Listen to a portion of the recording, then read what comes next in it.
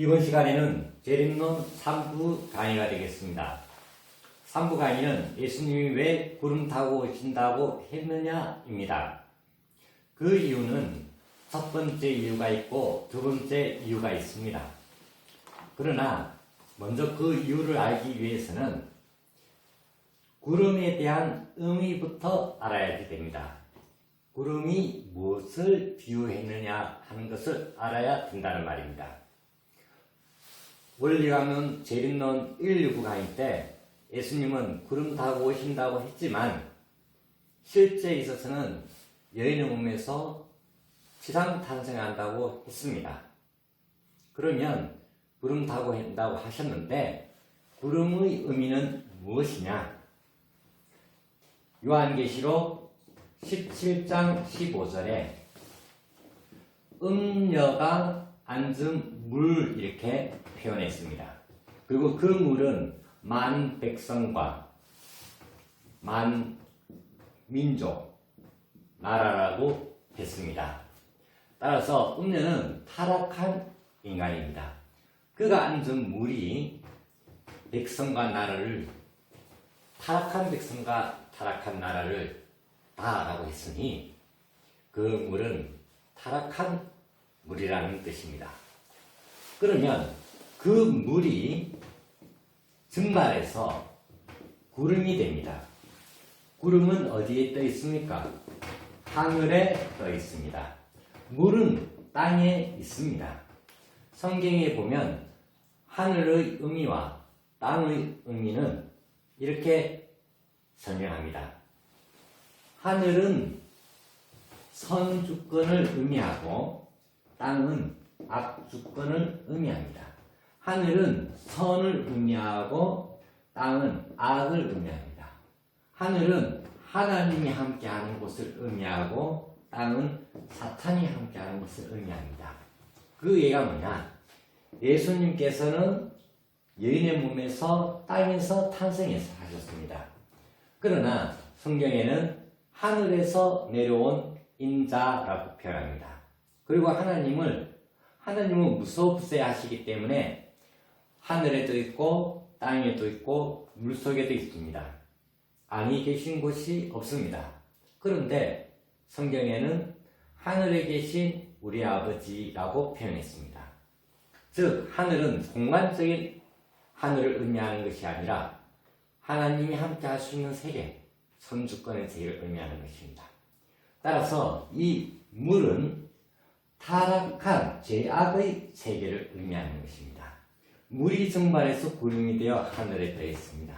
이 말은 그 죄악된 인간 속에서도 그러나 예수님을 맞이하기 위하여 성품적인 성품을 가진 인간, 이 타락한 세상에 때묻지 않고 휩쓸리지 않고 목숨을 희생해서라도 재림주님을 맞이하려는 보다 선한 인간을 뜻하는 것입니다.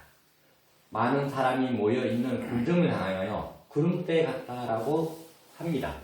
따라서 구름은 재림주님이 오실 수 있는, 맞이할 수 있는, 하나님 함께 할 수 있는 선한 인간 가운데 예수님이 오신다는 그 의미로 구름을 타고 오신다라고 말씀하신 것입니다.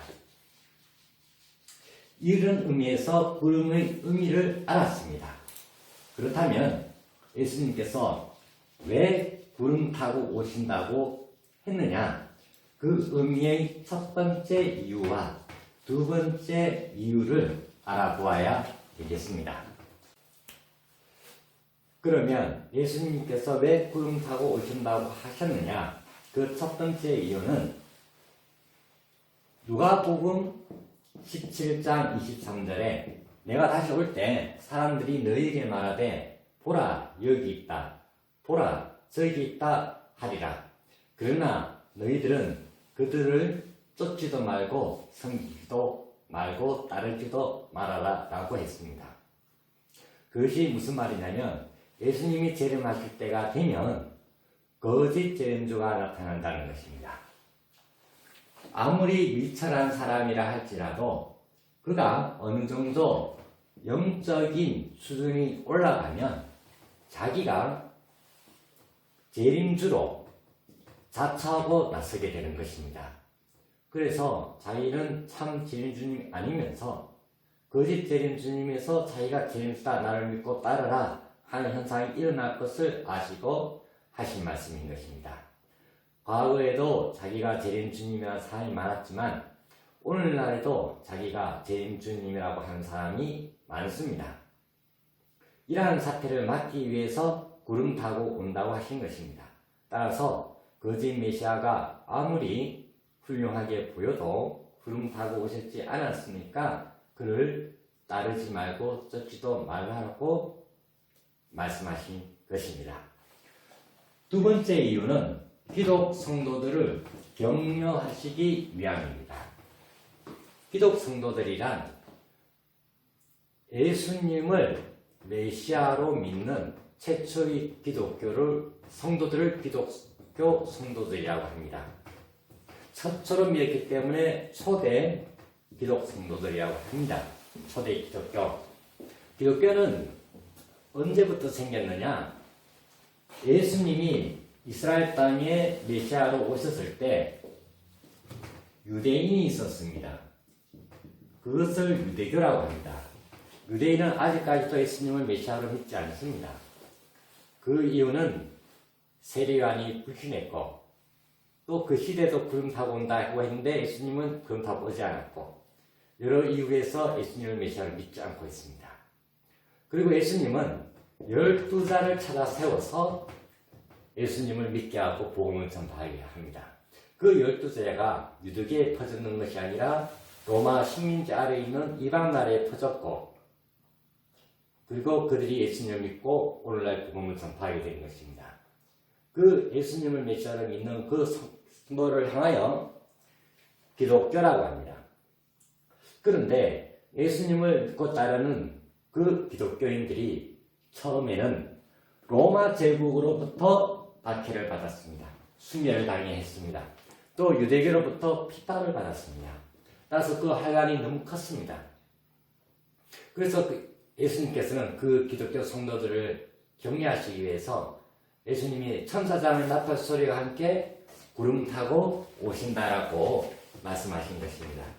그렇기 때문에 기독 성도들은 비록 로마 제국의 박해가 심하고 유대교의 핍박이 심해도 예수님이 천사장의 나팔 소리와 함께 다 보이게끔 예수님이 재림하시면 아무리 예수님을 안 믿는 사람이라 할지라도 구름 타고 오시는 예수님을 눈으로 보면 다 믿을 것이기 때문에 기독 성도들이 예수님 모시면 핍박과 고난을 다 극복하고 예수님 모실 때에 모두가 예수님을 믿게 되어 그 핍박과 고통이 사라지고 한순간 예수님을 다 믿어 예수님을 바라시는 그 천국의 이루어질 것으로 믿게 하여 그 성도들이 핍박 가운데서 예수님의 복음을 전파할 수 있는 그런 격려하시기 위하여 구름 타고 오신다고 한 것입니다.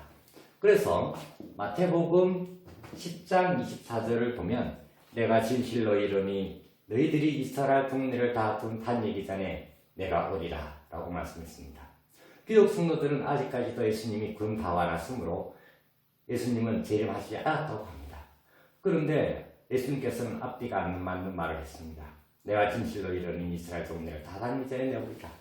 또 마태복음 16장 28절에 여기 섰는 자 중에 그 중에서 내가 왕권을 가지고 오는 것을 볼 자도 있느니라 라고 했습니다.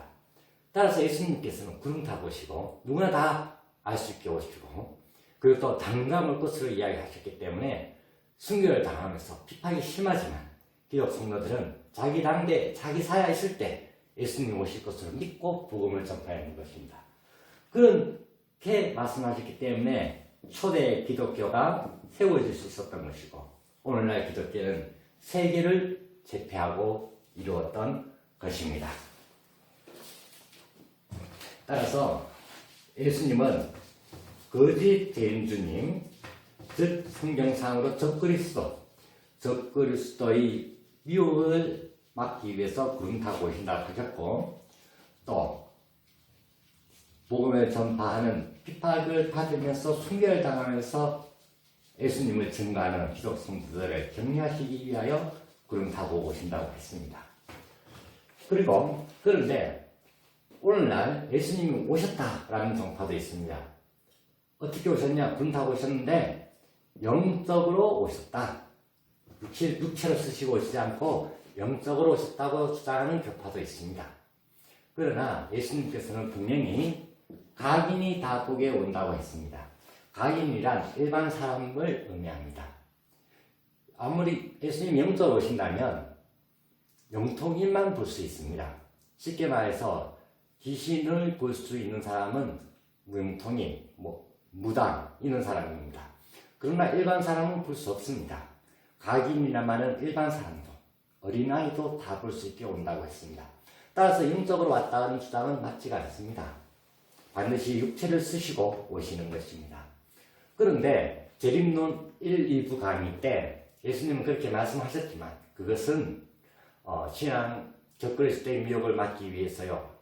초대 기독교 성도들을 격려하시기 위해서요. 또 구름은 확실한 기독교 성도들한테 오는 의미라고 했습니다. 그렇다면 예수님께서 실제로 육체를 쓰시고 진짜 예수님이 지상에 예수님이 재림해서 탄생하시면 역시 기독 성도들은 성경의 문자에 얽매여 거짓 재림주도 불신하고 핍박하게 되겠지만 실제로 예수님이 메시아로 육체를 쓰시고 지상 탄생하시면 그 기독 성도들이 실제로 오신 재림주님도 육체를 타고 오셨으므로 핍박하게 될 것입니다. 따라서 성경의 예수님께서는 이런 말씀을 하십니다. 내가 다시 올 때 찌른 자도 볼 것이다.